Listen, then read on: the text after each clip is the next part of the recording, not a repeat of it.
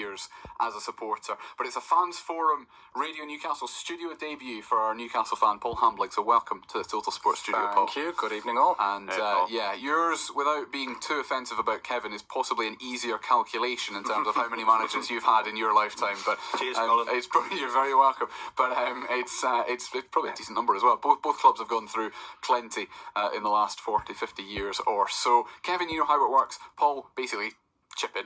Your microphone's open the whole time, whether we're talking about Sunderland or not, just chip in, because the point of this is to give you a little bit more time to talk with us than you do if you get a 3 or 4 minute phone call. But if you want to chat to either Kevin or Paul, as well, of course, as to the former Sunderland striker Marco Gabbiadini and the former Newcastle United fullback John Anderson, the number's the same, 0800 234 6565. If we begin with you then, Paul, and obviously we talk less than 24 hours after Newcastle were eliminated from their second cup competition in a week. It's been an awkward, annoying sort of week, hasn't it?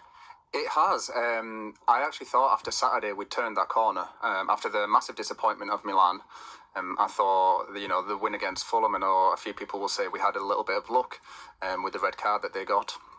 But that happened. It was still a good win in the end. I think we performed well.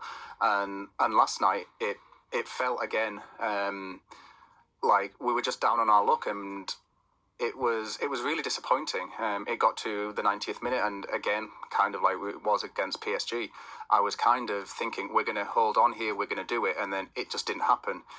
It's gutting, really, because a lot of Newcastle fans were focusing on the Carabao Cup. Obviously, we had the good one last year where we got to the final, and then this year, realistically, we're not going to win the Premier League. Yep. We weren't going to win the Champions League, so the cup runs is where we wanted to do it, and I think we actually were in a position to beat Chelsea and go on, looking at what the draw could be in the next round.